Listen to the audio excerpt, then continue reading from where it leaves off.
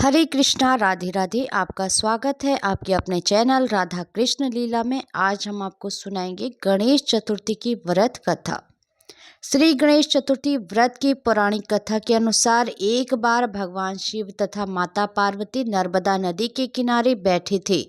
वहां माता पार्वती ने भगवान शिव से समय व्यतीत करने के लिए चौपड़ खेलने को कहा।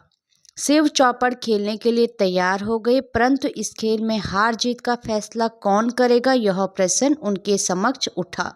तो भगवान शिव ने कुछ तिनके एकत्रित करके उसका एक पुतला बनाकर उसकी प्राण प्रतिष्ठा कर दी और पुतले से कहा, बेटा, हम चौपड़ खेलना चाहते हैं, परंतु हमारी हार जीत का फैसला करने वाला कोई नहीं है, इसलिए तुम बताना कि हम दोनों में से कौन हारा और कौन जीता।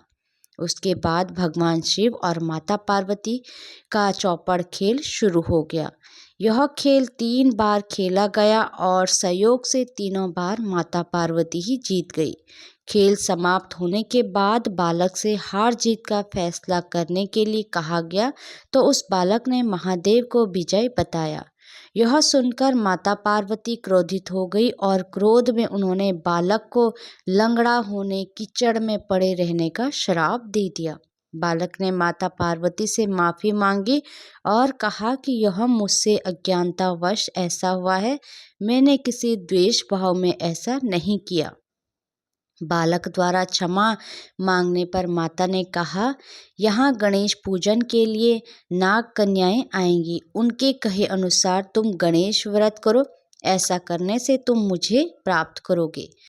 यह कहकर माता पार्वती शिव के साथ कैलाश पर चली गई। 1 वर्ष के बाद उस स्थान पर नाग कन्याएं आई।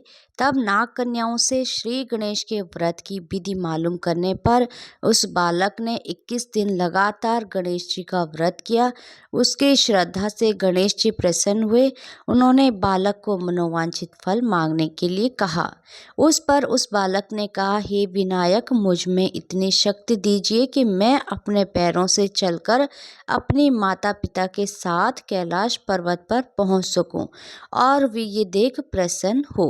तब बालक को वरदान देकर श्री गणेश अंतर ध्यान हो गए। इसके बाद वह बालक कैलाश पर्वत पर पहुंच गया और कैलाश पर्वत पर पहुंचने की अपनी कथा उसने भगवान शिव को सुनाई। चौपड़ वाले दिन से माता पार्वती शिवजी से विमुख हो गई थी।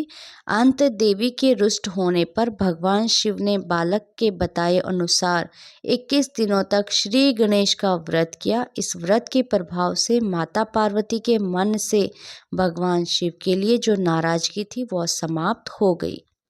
तब यह व्रत विधि भगवान शंकर ने माता पार्वती को बताई। यह सुनकर माता पार्वती के मन में अपने पुत्र कार्तिकेय से मिलने की इच्छा जागृत हुई।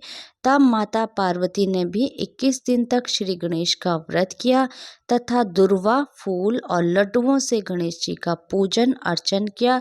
व्रत के 21 दिन कार्तिकेय स्वयं माता पार्वती जी से आ मिले। इस दिन से श्री गणेश चतुर्थी का यह व्रत समस्त मनोकामनाओं की पूर्ति करने वाला व्रत माना जाता है। इस व्रत को करने से मनुष्य के सारे कष्ट दूर होकर मनुष्य को समस्त सुख सुविधाएं प्राप्त होती हैं। हरे कृष्णा, राधे राधे। भगवान श्री कृष्ण और राधा रानी की कृपा आप सभी भक्तों पर हमेशा बनी रहे। जय श्री राधे।